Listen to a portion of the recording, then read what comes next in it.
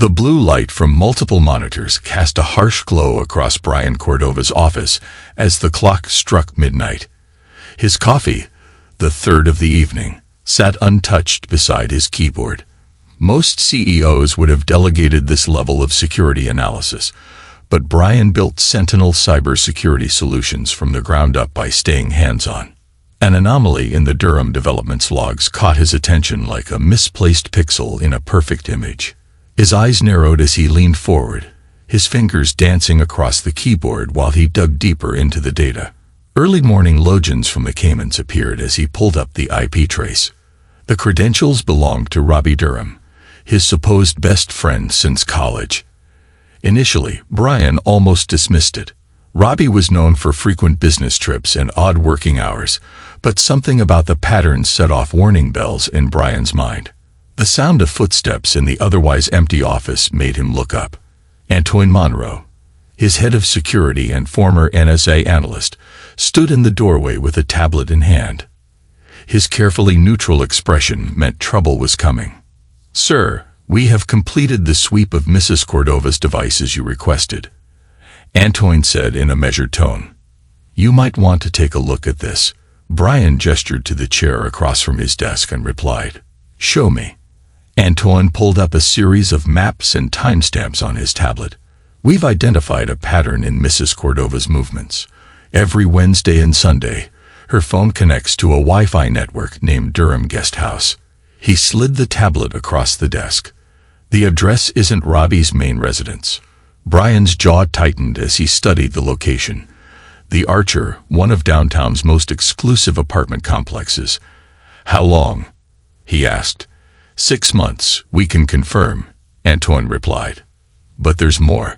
Remember those fertility clinic appointments Mrs. Cordova mentioned?" Brian nodded, his voice steady despite the growing tension. Antoine pulled up another set of data.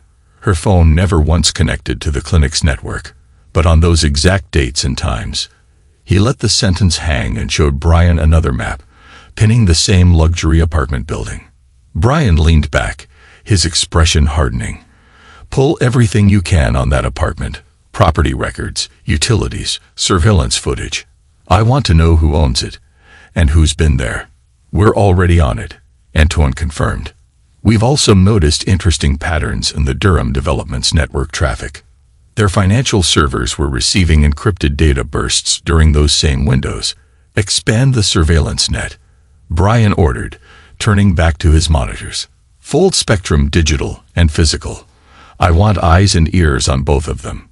Antoine paused at the door.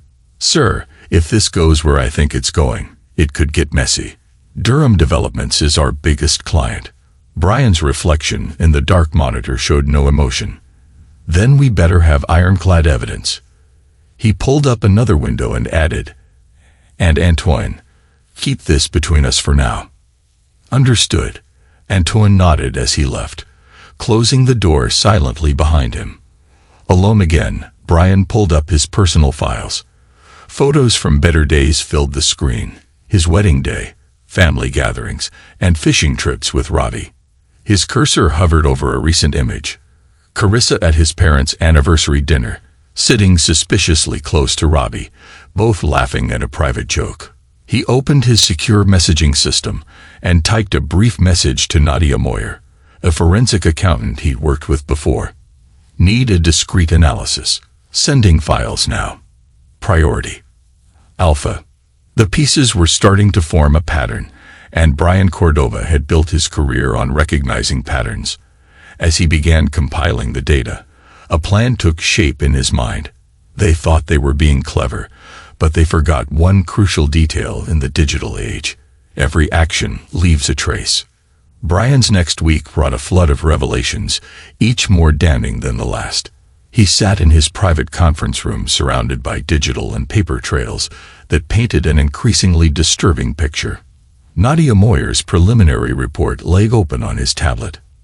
"These returns are textbook red flags," Nadia explained over a secure video call, her sharp features highlighted by her office lighting. "I've analyzed similar schemes before, but rarely this sophisticated." She shared her screen and pointed to specific transactions. See these construction projects. Half of them exist only on paper, and the other half are dramatically overvalued. Brian scrolled through the data, his technical background helping him grasp the implications quickly. My father put his entire retirement fund into this. Harold Cordova's investment appears to be a cornerstone. Nadia confirmed. His name and reputation attracted many secondary investors. The monthly returns are all smoke and mirrors. A classic Ponzi structure. The door opened, and Antoine entered with a fresh stack of reports. Sir, you need to see this. We've been monitoring your parents' communications as requested. Brian motioned for him to continue while keeping Nadia on the call. Antoine pulled up several email threads on the main screen. Your mother has been particularly active in social circles. She's been promoting Durham developments to everyone in her country club network. But it's the private messages that are interesting. He highlighted several exchanges. She consistently compares you to Robbie, not in a favorable light. One email chain caught my attention. Your mother wrote, Robbie understands the value of real business. Unlike some people who waste their time with computers, we should have encouraged you to join Durham Developments instead of starting that security company. There's more, Antoine continued hesitantly. Your parents have been pushing several of their friends to invest their retirement funds with Durham. Your mother specifically uses phrases like, it's what Brian would do if he understood real business. Nadia interjected, that explains some of the investment patterns I'm seeing. The social pressure from respected community members created a perfect environment for the scheme to flourish. Brian's phone buzzed with another message from his mother. Don't forget dinner this Sunday. Chris has already confirmed she'll be there. She never misses family gatherings. Before he could respond, Antoine's tablet lit up with an alert. Sir, we just got a hit on the Durham guest house surveillance. He pulled up the footage on the main screen. The high-definition camera caught Carissa entering the building. Shortly after, Robbie Durham walked through the same door, glancing over his shoulder before entering. Antoine continued. Her exit was recorded early the following morning. She claimed she was at her sister's house that night, but her sister was in Miami the entire week. We have her credit card records and flight details. Nadia spoke up from the video call. Mr. Cordova, given what we're uncovering, I recommend expanding the financial investigation. Do it, Brian cut her off. Standing up, he declared, I want every transaction, every account, every property tied to Durham Developments audited. Go back 5 years. He turned to Antoine. Keep the surveillance running. I want to know every move they make. After both Nadia and Antoine left, Brian remained in the conference room, studying a freeze frame of Carissa and Roddy entering the apartment building. His wedding ring caught the light as he reached for his phone and pulled up a contact he had hoped never to need. Magdalena Banks, federal prosecutor. The next phase of Brian's plan required perfect timing and even better technology. He stood in his bedroom supervising as his trusted technical team installed the latest surveillance equipment under the guise of a home security upgrade. The cameras are virtually undetectable, explained Jordan, his lead technician. 4K resolution, infrared capability, and a direct feed to our secure servers, Jordan continued, pointing to various spots in the room. We've got complete coverage, including audio. Carissa walked in, barely glancing up from her phone. Are you still playing with your gadgets, honey? She teased. Her tone dripped with condescension. Robbie says most security systems are just expensive toys. Brian replied smoothly. You can never be too careful. Noticing her tense reaction when Robbie's name was mentioned, he added, whatever makes you feel better. She smiled, but the expression did not reach her eyes. I'm going to my afternoon appointment. Don't wait up. It might run late. As soon as she left, Jordan pulled up the system interface on his tablet. We're live, sir. Every camera is functioning perfectly. He hesitated. Are you sure you want to see everything these might capture? Sometimes the truth hurts, Jordan, but lies kill, Brian replied impassively. He checked his watch. How long until the phone tap is active? Already done, Jordan confirmed. We're recording all calls and messages with backup copies stored automatically. That evening, while Carissa was supposedly at her appointment, her phone call with her sister came through crystal clear. You won't believe what Harold and Margaret said. Carissa's voice bubbled with excitement. They're going to sign over their vacation house as a wedding gift once I leave. They think their precious Robbie deserves a proper family home. Her sister laughed over the speaker. How are you going to break it to Brian? Carissa scoffed. He's so wrapped up in his computers, he probably won't notice I'm expecting until it's too late.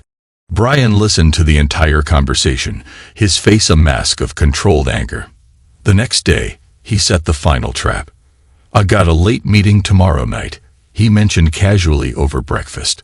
Some potential new clients from Europe, different time zones, and all that.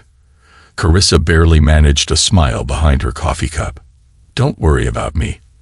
I'll find something to keep me busy, she replied.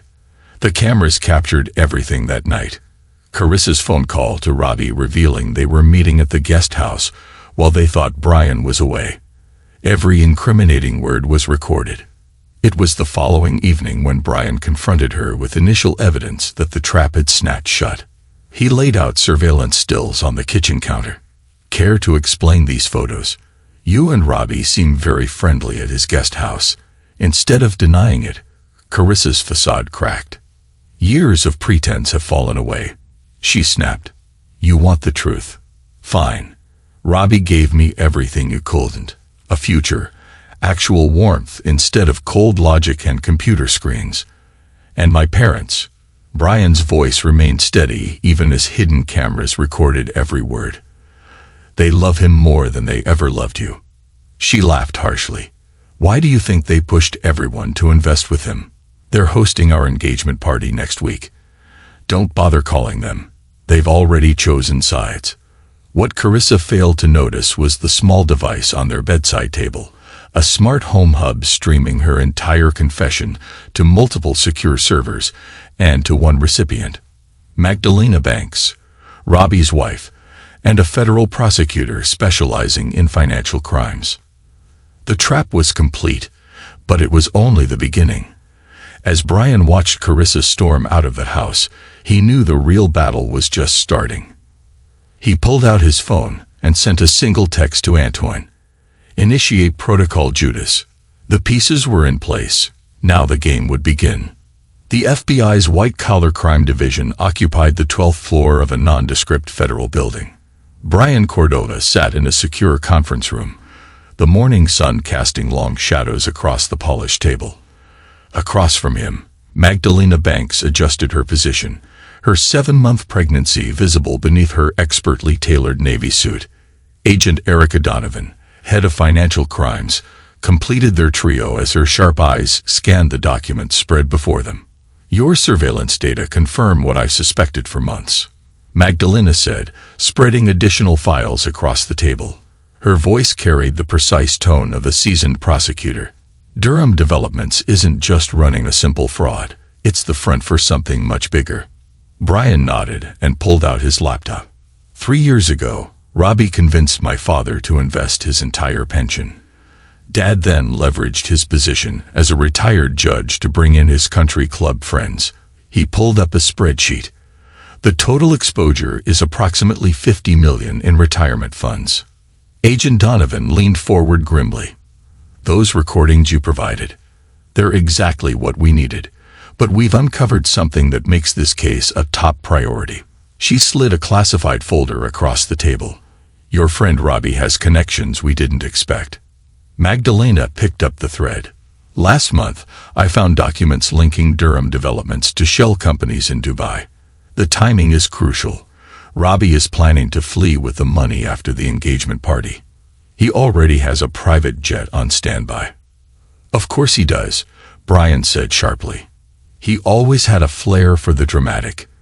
Agent Donovan pulled up surveillance photos on the main screen. We've been tracking his movements, weekly meetings with known international fraud syndicates.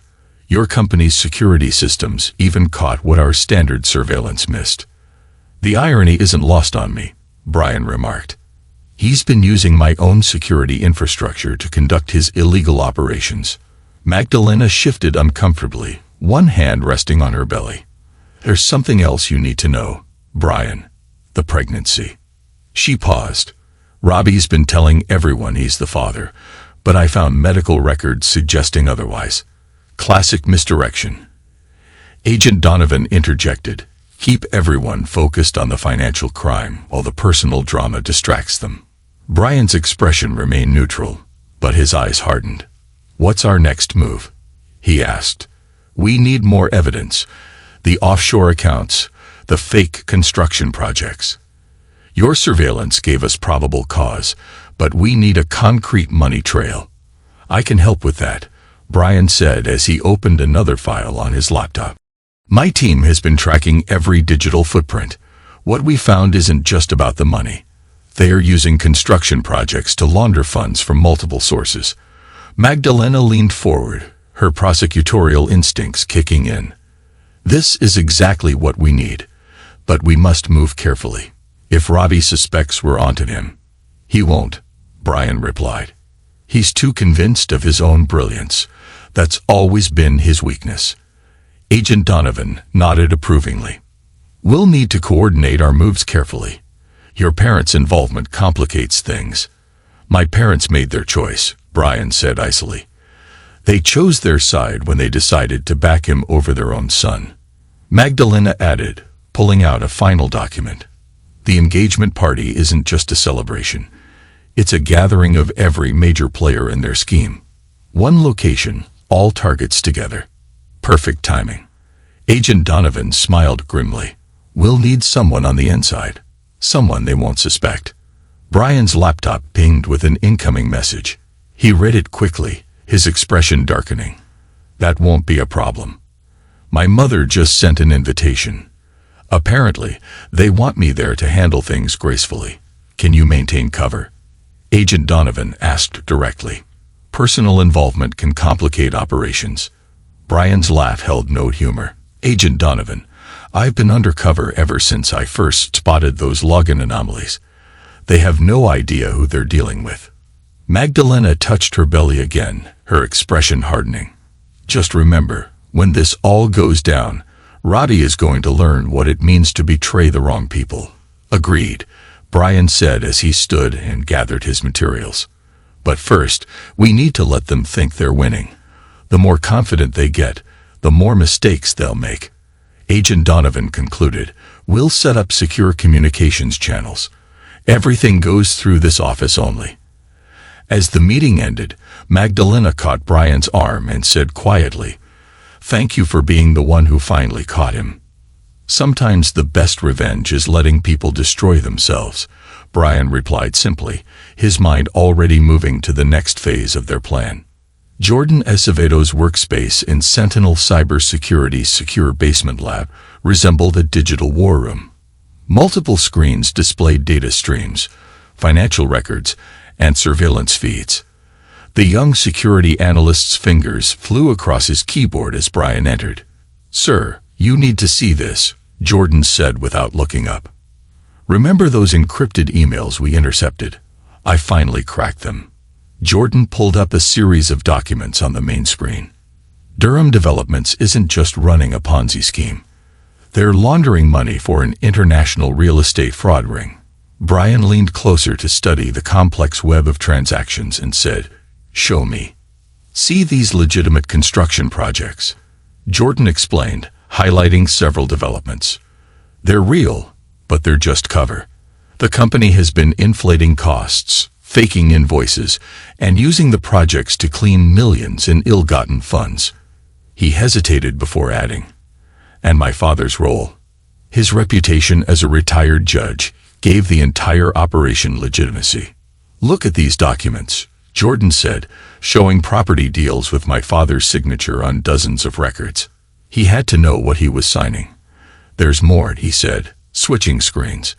We accessed Carissa's private cloud storage. You might want to sit down for this.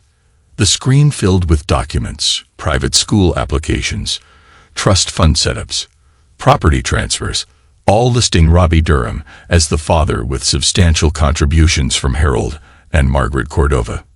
They were planning this for months, Jordan explained while pulling up financial records. Credit card statements show shopping sprees, spa treatments, even a new car charged to your father's accounts. They were setting up their new life while systematically draining your parents' resources. Agent Donovan's voice came from the doorway. And using those same accounts to launder more money. She nodded to Brian. Your team's work is impressive. We've been trying to crack this ring for years. Jordan pulled up more data. The construction projects were just phase 1. We found evidence of similar operations in Dubai, Singapore, and the Caymans. They're using real estate developments to move money across borders. Agent Donovan noted, classic technique, but the scale is unprecedented. Your father's reputation opened doors that would normally be sealed. Brian studied the financial flows. They're getting sloppy. The closer we get to the engagement party, the more corners they're cutting. Jordan interrupted. You should see what Chris has been up to.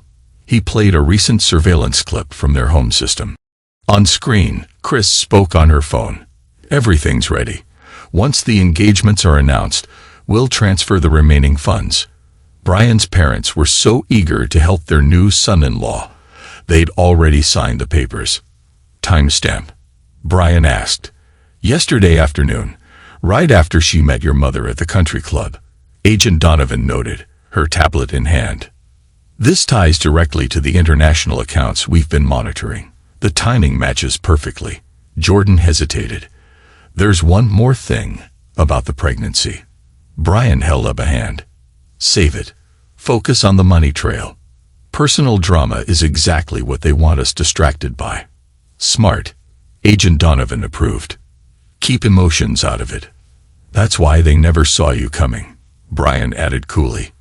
They thought you'd be too hurt to think clearly. A notification popped up on Jordan's screen. New activity on the Durham Guest House Network. They're meeting right now. Brian checked his watch. Right on schedule. Agent Donovan, I believe it's time for phase 2. FBI teams are in position, he said. She confirmed. We're ready when you are. Jordan, maintain surveillance. I want every conversation, every file transfer, every digital breadcrumb tracked and logged. Jordan asked, what about your mother's invitation to dinner? Brian's smile was cold. Oh, I'll be there. They want to see their son handle things gracefully. I'll give them a performance they'll never forget. As they left the lab, Agent Donovan spoke quietly. You're taking this remarkably well. In my business, Brian replied, the biggest threat isn't the obvious attack. It's the one you never see coming. They thought they were the predators. They never realized they were the prey. 2 days before the engagement party, Brian's mother's house stood as an elegant monument to old money and social status. Brian parked his car in the circular driveway while an FBI surveillance van was discreetly positioned down the street. The wire he wore was state-of-the-art, developed by his own company. Margaret Cordova waited in her formal dining room, perfectly coiffed and radiating disapproval. The antique table between them held divorce papers, their crisp white pages stark against the dark wood. You need to sign these, she said, pushing the documents toward him. It's a statement supporting Carissa's divorce petition. We can't have a scandal affecting Robbie's company. Brian picked up the papers, noting his mother's signature already in place as a witness. Interesting timing, he murmured. Don't be difficult, Brian, Margaret said in a condescending tone. This is for the best. Carissa deserves happiness. With my best friend. With someone who understands the value of real business. Carissa had once said, dismissing Brian's internet security work. Someone who built something tangible. Brian set the papers down carefully. Why, Mother? Why choose him over your own son? Because he's everything you're not, Margaret replied, her facade cracking as years of disappointment poured out. When he marries Carissa, we'll finally have the son we always wanted, someone who can carry on the family legacy properly. The legacy of fraud. Margaret's face paled slightly before she recovered. I don't know what you're talking about. Robbie's business is completely legitimate. Your father's investments have shown excellent returns. Yes, those impressive returns, Brian said steadily. But tell me, does Dad know where the money really comes from? Your father understands business, Margaret said, chin lifting. Unlike you, he recognizes real opportunity when he sees it. Real opportunity, Brian echoed, like the shell companies in Dubai or the fake construction projects. For the first time, uncertainty flickered in Margaret's eyes. You're just jealous of Robbie's success. Carissa's pregnancy, Brian continued coolly. Have you already picked out nursery furniture for your new grandchild? As a matter of fact, we have, Margaret replied. The baby deserves the best, and Robbie can provide that. Brian stood slowly. One last question, Mother. When did you stop loving your son? Don't be dramatic, she waved dismissively. This isn't about love. It's about securing our family's future. Once you sign these papers, everything will be perfect. Perfect, Brian repeated. Just like the perfect family you always wanted. Exactly. Now, sign the papers. The engagement party is in 2 days, and we need everything arranged. Brian picked up his pen, then paused. You know what's interesting about betrayal, Mother? It never comes from your enemies. He signed the papers with a flourish, watching his mother's triumphant smile. What she didn't know was that Harold had already cracked under FBI pressure. He was meeting with federal agents and had agreed to wear a wire at the engagement party. Everything is arranged just as you wanted, he said. Margaret gathered the papers, unaware of the cold satisfaction in her son's eyes. You've done the right thing, Brian. You'll see that eventually. As he left the house, Agent Donovan's voice came through his earpiece. Got it all. Clean recording. Brian started his car and watched his mother through the window as she made a call, undoubtedly to Robbie or Carissa. How's the other operation going? His earpiece asked. Your father's cooperation is complete. He's given us all the documents, recordings, and account numbers. The case is airtight. Brian pulled away from the house. Let them have their moment of triumph. The engagement party is going to be quite memorable. In his rearview mirror, he could see his mother still on the phone, probably sharing news of her victory. She had no idea she had just helped seal their fate. The betrayal was complete, and now it was time for justice. The River Oaks Country Club's grand ballroom sparkled with excess. Crystal chandeliers fractured light across faces fattened by stolen dreams. Brian sat in the FBI mobile command center, surrounded by monitors showing every angle of the unfolding farce. His team had spent weeks preparing for this moment.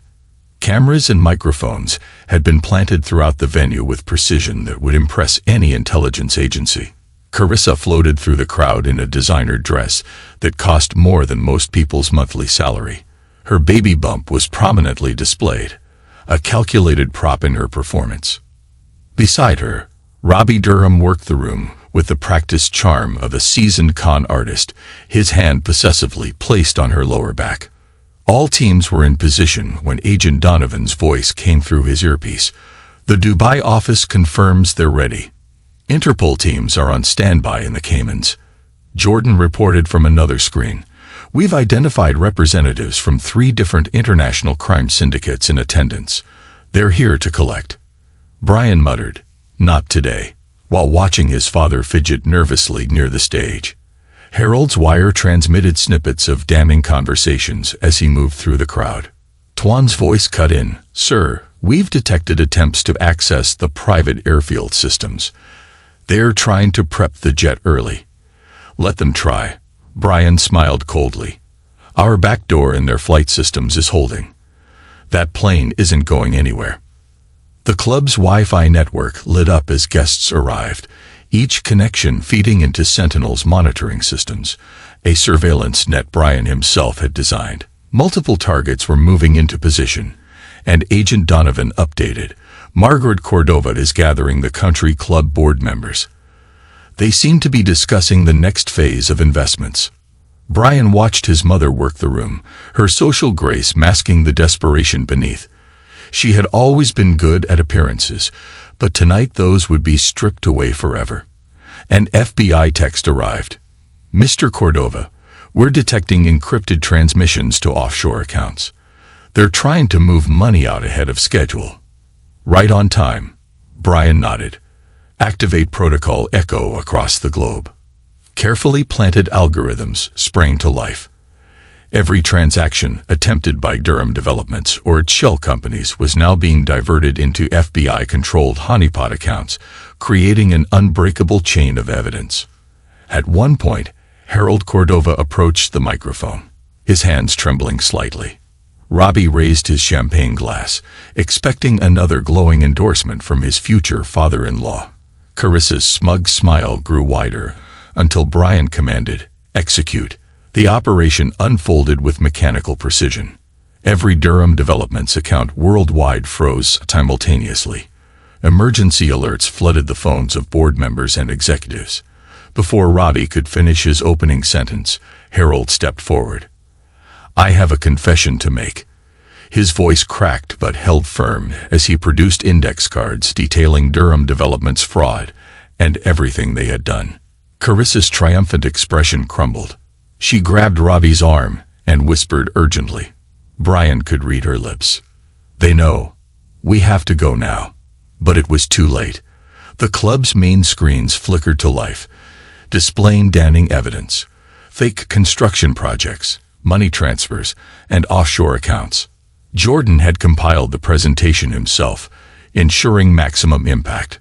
Robbie shoved Carissa aside and bolted for the nearest exit, only to be stopped by Agent Donovan and her team. "Robert Durham," she announced clearly, ensuring nearby phones captured every word. "You are under arrest for fraud, money laundering, and conspiracy against the United States." Carissa ran for the private entrance, stumbling in her expensive heels. Her face contorted with rage when she found the door locked. "This is impossible. The jet is waiting. We had everything planned," she screamed. Brian's voice came from behind her, calm and measured. "Did you really think I'd let you steal my money and run?" "You," she spat, years of pretense falling away. "You pathetic excuse for a husband.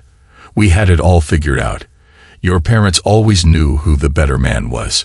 "Better at fraud, perhaps," Brian replied calmly as FBI agents approached. "But you forgot one crucial detail. You bragged about your plans in a house I designed, on phones I monitored, using systems I built." The aftermath unfolded over the following weeks with the methodical precision of a digital cascade. Brian oversaw the dismantling of Durham Developments from a specially prepared war room at FBI headquarters. Monitors tracked the collapse of what once seemed an impregnable criminal empire. 53 employees faced charges, Agent Donovan reported, updating the massive investigation board. Senior management was completely compromised, and the legitimate employees had no idea they were working for a criminal enterprise. Suddenly, Jordan burst into the room, tablet in hand. "Sir, you need to see this. We've been deep diving into Carissa's private cloud storage, and it's worse than we thought." She wasn't just playing both sides. She was running her own game, Jordan explained. The files revealed a stunning level of manipulation. Carissa had recorded every conversation, every meeting, and every illegal transaction. She had built her own insurance policy, complete with compromising material on everyone involved, including Robbie. "Look at this," Jordan said, pointing to a folder labeled Contingency. "She has evidence on every board member and every major investor, even recordings of your parents discussing money laundering operations." "Show me," Brian demanded. The audio files played his mother's voice, crisp and clear. "Of course, we're using the foundation to clean the money. It's brilliant if you question charitable donations. And once Robbie marries Carissa, we'll have complete control of both companies," his mother admitted. Agent Donovan observed, "Your mother was not just supporting the fraud. She was actively facilitating it." Tuan entered with another update. "International assets are being seized as we speak. Dubai offices raided. Accounts frozen. But there's something else." Evidence of a secondary scheme. He pulled up financial records showing a complex web of transactions. Carissa was skimming funds from her own accounts, separate from Roddy's. She was planning to betray him too. Smart, Brian noted without emotion. She never intended to stay with him. The pregnancy was just another manipulation. Then Magdalena Banks entered the room, her own pregnancy now even more pronounced. DNA results just came back. Roddy isn't the father, she announced. What? Brian exclaimed, his tone void of humor. Magdalena handed over the report. She has been involved with multiple partners, all wealthy and connected to the scheme. The real father is actually a board member from one of the investment firms they defrauded. Brian laughed, a sound devoid of humor. She was hedging her bets. Multiple potential fathers meant multiple potential paydays. The revelations hit the social circuit like precision-guided missiles. Country club members who had dismissed Brian's internet security work now faced financial ruin as their retirement funds, investments, and reputations vanished into the Ponzi scheme's black hole. Margaret Cordova's charitable foundation was exposed as a money laundering operation. High society donations were nothing but smoke and mirrors. The same social connections she prized now became evidence against her. Each luncheon and charity gala was scrutinized for criminal intent. Your mother is now facing serious charges, Agent Donovan informed Brian during a late-night strategy session. The evidence shows she was orchestrating major parts of the operation, Brian replied, studying the growing evidence wall. How many victims are we looking at? Hundreds directly, thousands indirectly, Agent Donovan answered flatly. The foundation alone touched dozens of legitimate charities. Each funding source will be investigated. International co-conspirators, seeing the net closing, began making deals. Every new confession revealed more layers, more victims, more stolen millions. The real estate fraud ring that once seemed sophisticated unraveled like cheap fabric. Jordan, we found something else in the encrypted email server, Brian said. Messages between your mother and Carissa revealed plans at the Durham guest house, Jordan explained. They staged a confrontation after the engagement party to provoke you into an argument while hidden cameras recorded everything. They planned to use the footage to paint you as abusive in the divorce proceedings. Agent Donovan mused. They thought of everything, except who they were dealing with. That's always been their weakness, Brian responded coolly. They were so convinced of their own brilliance they never looked deeper. They never questioned why my security systems were so perfect for their needs. The fallout continued, reaching every corner of their carefully constructed fraud. Board members turned on each other, offering evidence in exchange for leniency. Those who had eagerly joined Robbie's scheme now couldn't distance themselves fast enough. Harold Cordova's cooperation proved invaluable. His testimony, combined with mountains of digital evidence, created an airtight case. His role as a former judge made his statements particularly damning, especially regarding Margaret's involvement. Your father is doing the right thing, Agent Donovan observed. Finally, too late, Brian replied, watching through one-way glass as Harold detailed another series of fraudulent transactions. But better late than never. 1 year later, Brian stood at his office window watching the city lights flicker on in the deepening dusk. Sentinel Cybersecurity Solutions had doubled in size, and its reputation for uncovering fraud made it the go-to firm for financial institutions worldwide. The Durham guest house, visible from his window, had been transformed into a shelter for fraud victims, its luxurious apartments now housing families rebuilding their lives. The irony was not lost on anyone. Final sentencing came through. Robbie got 20 years for fraud and money laundering with no possibility of early parole, Agent Donovan announced from his office doorway. Their relationship had evolved during the investigation, from professional respect to something more. Tell me, Brian said as he turned from the window. What happened with Robbie? Robbie got 20 years, Agent Donovan repeated. The judge was particularly impressed by the international scope of his crimes. And Carissa? Brian asked calmly. She pleaded guilty to lesser charges in exchange for her testimony. Agent Donovan explained. She gave up everything, her other relationships, her secret accounts, every detail of the operation. She'll serve 5 years plus restitution. Magdalena entered with her daughter Justice toddling beside her. The former prosecutor, now a federal judge, said, "The foundation is doing well. We've recovered over $60 million for the victims so far. Harold is volunteering at the foundation." "And my mother?" Agent Donovan replied. "She is under house arrest. Her social standing is destroyed. But she avoided prison thanks to the cooperation agreement you helped negotiate." Brian nodded, recalling the conversations that led to that agreement. Margaret's pride had finally broken when confronted with her own recorded conversations. Magdalena added, "The shelters are at full capacity. Your idea to convert the guest house was inspired. The symbolism alone has been powerful." Every Sunday, Brian still visited his mother's monitored department. Their conversations were strained but necessary, a long journey toward understanding. "Did you ever ask, was it worth it? Destroying everything we built?" she asked one day. "You destroyed it, Mother." "I just exposed the truth," Brian corrected her. The foundation they established continued to grow, a testament to the idea that justice can take many forms. Some take the shape of handcuffs, others as lines of code or financial regulations. "We found more victims," Agent Donovan reported during a late-night strategy session, "and the international connections run deeper than we thought." "Then we keep digging," Brian replied. "That's what we do now."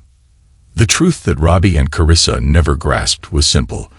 In the digital age, there are no perfect crimes, only perfect evidence. Their dismissal of internet security was their undoing. Sometimes the best revenge is letting people destroy themselves while you simply watch the system work. In the end, as Brian watched his company grow and his new family flourish, he realized their greatest mistake wasn't the fraud or the betrayal. It was underestimating the power of a man who knew that in the modern world, information is the ultimate weapon. And he had mastered its use. Epilogue. A decade later. 10 years had passed since Durham developments crumbled, yet its ripples still echoed through everyone's life. Brian Cordova stood at the window of his expanded corporate headquarters, now occupying 3 floors of downtown's most prestigious building. Sentinel Cybersecurity Solutions have become a global powerhouse, specializing in uncovering financial fraud that others couldn't or wouldn't detect. "Another one down," Erica announced as she entered his office with a tablet displaying news headlines. Their marriage 5 years ago had merged not just their lives but their missions. Carissa's latest appeal was rejected. Life had not been kind to the former Mrs. Cordova. After serving her initial 5-year sentence, she violated parole by attempting another small-scale fraud. The judge, coincidentally, showed no mercy. Carissa now faced another 15 years. Her designer clothes were replaced by prison orange, and her once proud bearing was broken by the way of consequences. "How is she handling it?" Brian asked, more curious than concerned. "Not well," Erica replied. "Prison reports say she appears to have aged 20 years in just a few years. Luxury spa treatments aren't available behind bars." Erica set down the tablet. She even tried writing a tell-all book, but no publisher would touch it. Her reputation preceded her. The child she had used as a pawn in her schemes was adopted by its real father's family after DNA tests revealed the truth. They moved overseas, ensuring Carissa could never use the child for manipulation again. Robbie Durham's fate was even harsher. 10 years into his 20-year sentence, he had transformed from a charismatic fraudster into a bitter, gray-haired shell. His attempts to run schemes from inside prison backfired, earning him additional time and isolation. "Durham requested another meeting with you," Jordan reported during the daily security briefing. The former analyst now ran Sentinel's fraud prevention division. He claims he has information about other conspirators. "Same lie, different day," Brian dismissed. He had burned his last chance 5 years ago, when he tried implicating innocent people to reduce his sentence. The Durham name became synonymous with fraud. Business schools used the case as a cautionary tale, teaching future executives about the dangers of unchecked greed and the impossibility of hiding financial crimes in the digital age. Margaret Cordova's transformation was perhaps the most surprising. After her house arrest ended, she experienced what she called an awakening. Now she lived in a modest apartment, volunteering full-time at the Victim Support Center housed in the former Durham Guest House. Your Mother's program is showing remarkable results, Magdalena noted during a foundation board meeting, as her daughter Justice, now 12, took notes. The victims she counsels have the highest recovery rate of any group. The woman who once prized social status now found purpose in helping those harmed by similar attitudes. Her relationship with Brian slowly healed, built on hard truths and earned trust. Harold Cordova passed away 2 years earlier, but not before seeing the foundation he helped establish assist thousands of fraud victims. Dad would be proud, Brian remarked during a foundation meeting. The prevention programs are working. We've stopped 12 major fraud attempts this year alone. The foundation had grown beyond anyone's expectations, with offices in 15 countries.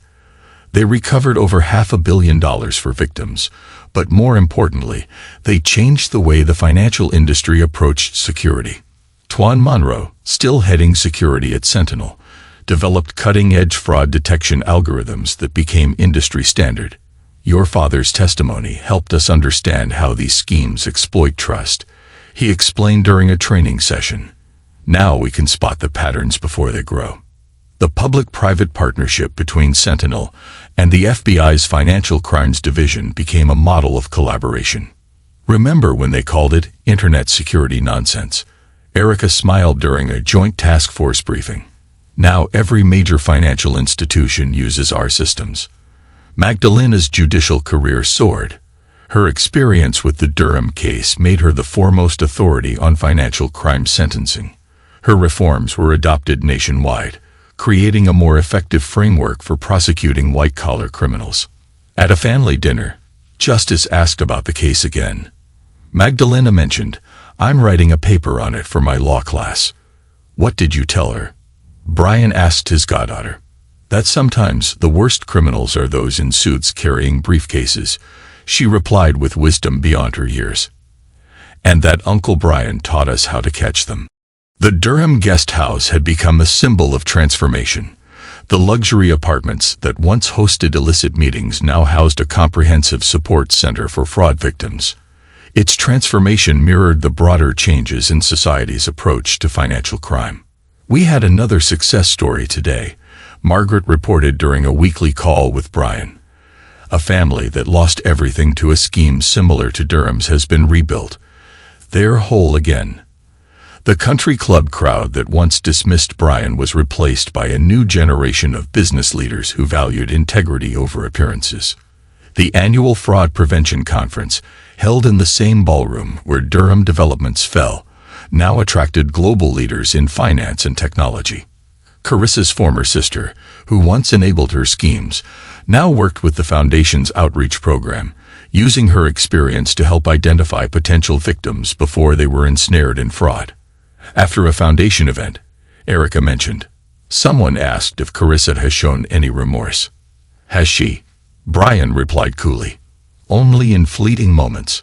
Some people never learn." International aspects of the case led to strengthened financial regulations worldwide. The same banks that once facilitated Durham schemes now used Sentinel systems to prevent fraud. Jordan's team expanded to include former law enforcement and intelligence analysts. "We're not just catching criminals anymore," he explained during a strategy session. "We're changing how people think about financial security." The Foundation's latest initiative focused on education, teaching students about financial responsibility and due diligence.